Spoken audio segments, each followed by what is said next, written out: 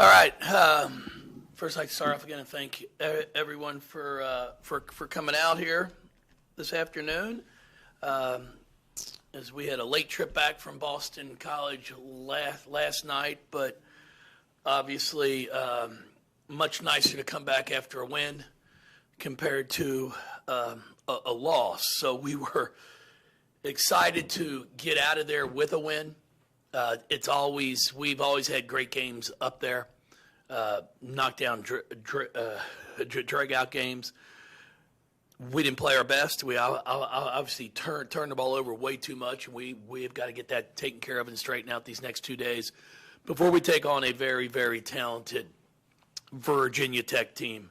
But I really want to start off today again and just thank Debbie Williamson from the ACC, supervisor of officials, for working so hard after our Syracuse game with John Livingston and the officials, interp people who write the rules, to get a clarification on fouling to stop the clock at the end of quarters, end of games. Because, again, it came into play in last night's game where both teams fouled intentionally to stop the clock. And, you know, it was a scary thought to think what possibly could happen if there wasn't an interp. You know, there was one foul, and I'm probably going to put it up on social media just to thank Debbie to make sure it really gets out there, where we threw the ball in the backcourt to Olivia, the Boston College player, ran behind her, put two hands on her back to draw the foul. It was not an intentional foul, but according to the rules, before the interp, an official could call it an intentional foul if they wanted, even though everyone knows that they're just stopping the clock, but you never know what might get called. So the interp has clarified things now, and officials know it is just a stoppage of the game, stoppage of the clock. It's a common foul. It's a personal foul. So I really appreciate everything that Debbie did over these past 2 days, because, I mean, I've been in this for a long time, and maybe there's a bunch of interps that come out during the season each year, but I haven't seen one myself. So I think it just speaks volumes for the work that she puts in, and I think it will have an impact in our game from here on out. Now, again, you don't very often see that intentional foul like we saw in our game against Syracuse, but now it's not going to be a worry that a coach could have that call is going to be made. Jeff, going back to last night's game, when those 24 turnovers, I'm sure they're not all the same. They don't all happen the same way. But is there a common thread that leads to those that you address with your players to try and fix that? Well, you know, I'm sure some of you know that since we've talked about it, you know, I do stutter and I'm colorblind. I'm red, green, brown. So we are going to have all of our kids tested here today to see if they're colorblind. Yeah, red, green, brown. So I'm thinking that could be our issue, that we can't see what color jersey we're throwing the ball to. So that will be our first step today. And then it's my fault, because normally before a game starts, I normally ask them, you know, like, hey, what color shirt you wearing? And I always know I'm in trouble when they have to look down. And then when they do and they say red or black, I'll be like, okay, throw it to the team in red. And I forgot to do that before the game. So I'm going to have to take accountability for that. Coach, we've talked throughout the year, and you specifically have kind of mentioned that with the depth, it didn't matter who your starting five were, but it mattered more who was finishing the game for you. And we've seen Nina in that role, and she stepped up in a big way last night. Yeah, she played fantastic. No, she played fantastic the entire game. I mean, without her, it's a loss. Just to be able to stay in the game in the first quarter, she did a bulk of our scoring. And then we're able to fight all the way back and created some turnovers ourselves, scored off of them, tied up. But then we could just never. We were, you know, it's the old saying, we were 2 steps forward, 1 step back, 2 steps forward, 1 step back. We could never put a run together. We'd score, and then we'd allow them to score. We'd get up to a 5-point lead, and then we give up a 3-point play. It was maddening, to say the least. But Nina came up with some big-time plays at big times, which allowed us to escape with a win. But overall, we've got to get better at taking care of the basketball. There's really no excuse for it. Our guards are turning the ball over way too much, way too often. And you can just look at it from the assist to turnover side. I mean, we have nobody that's even close to a 2-to-1 in the guards stats. And that's what you want. If you want to be a really good guard, you should be shooting to have a 2 assists to every 1 turnover. And we're not. We're lucky to have some that are 1-to-1. And that's inexcusable. And that's something that we've talked about, we've addressed, we've worked on it. But now it's just breaking bad habits and having the will to want to do that. You got obviously another tough matchup coming up here with Vautech. As you kind of look at where your team is at right now, what is that preparation going to look like, knowing that you guys have been tested, and yet here's another tough one coming up for you? No, it's going to be a great game. Every game in this league's good. I've said it the entire year, and everybody laughs at me, but that's okay. Don't look at a team's record. Look at the scores. Look at the scores of the games they're playing. Look at what the score is going into the fourth quarter.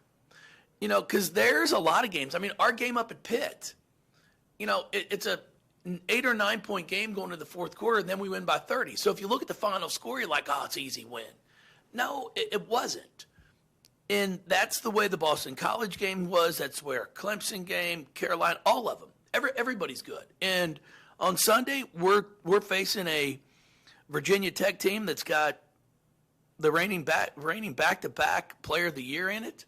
And Kitley, Amore's done a fantastic job at the point guard. You know, that's a kid that's got 177 assists to 80 turnovers. That's pretty damn impressive.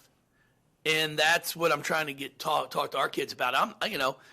We don't have someone that has the ball in their hands as much as Amore does to run that offense, and she does an amazing job with it. But you can still have close to a 2-to-1 assist to turnover ratio if you take care of the ball. So I'm expecting we've got the bottom bowl sold out, the mezzanine, the club's box, the boxes are, and now we're starting to sell upper. So it should be a great crowd. It's our celebrating Black culture game, and we're also doing a 502 circle flash give at halftime of the game. So hoping all of our fans will see it in them and feel the need and the want to contribute to the 502 circle. It just should be. It's going to be a great basketball game. I mean, they're a team that's coming off a Final Four run with their top 2 players. I mean, you could arguably say 3. King was a huge part of that team last year as well. So just expecting a great game.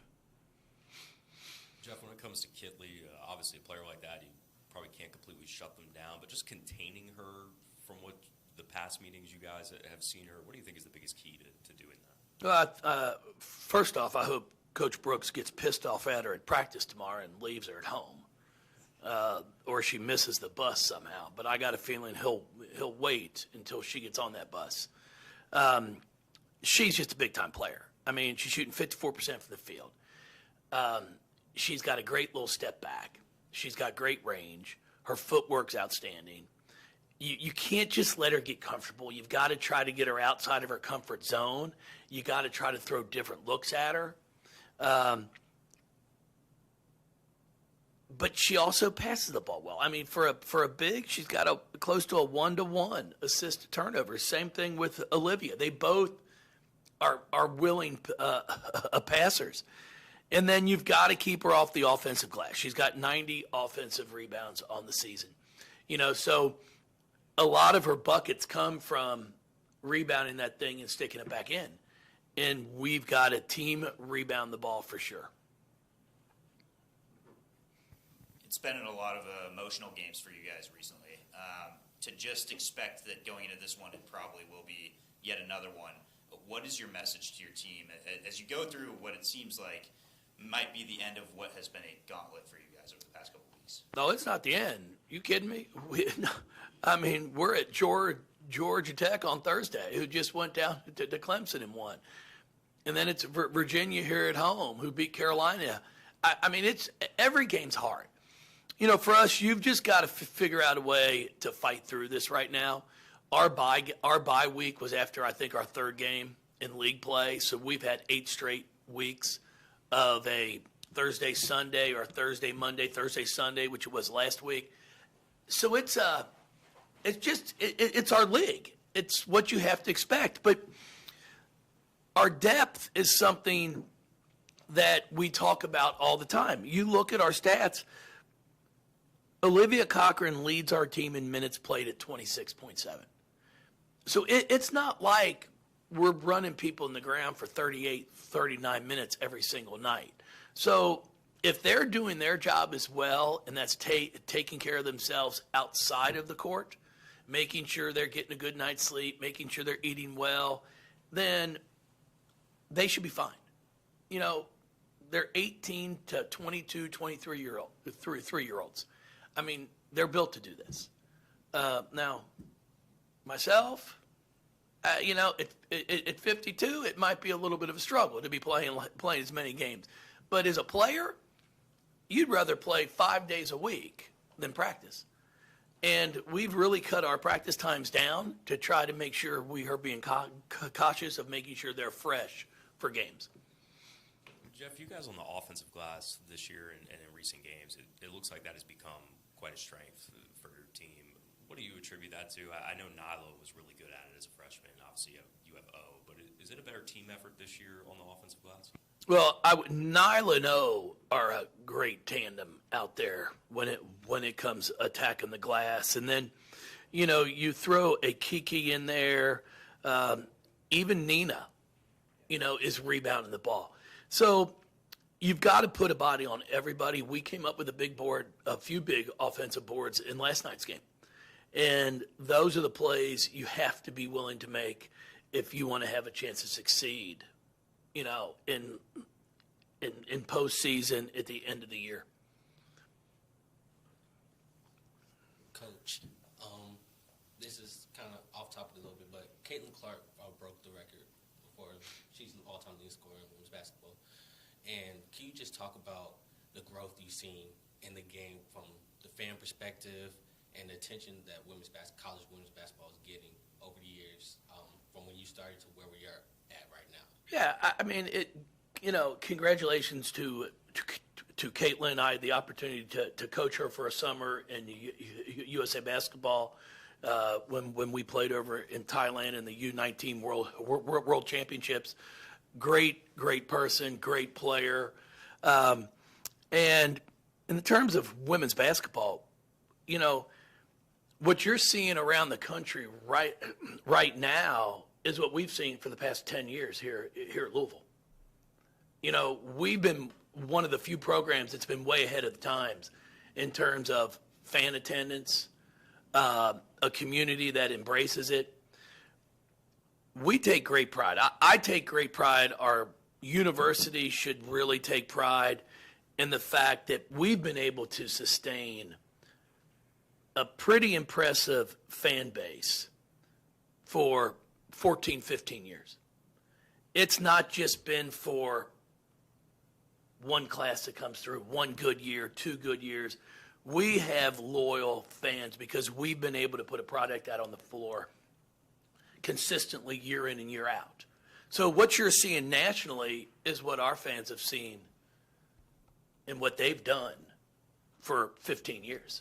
So it's really neat to see the rest of the country is catching up with what our fan base has done. You know, you look at the UConn, the South Carolina, you know, all the ones the past 10 years that have really been loyal and done such a great job to continue to enhance women's basketball. And now other universities, cities, towns are starting to come out and embrace their women's teams also, which has been great.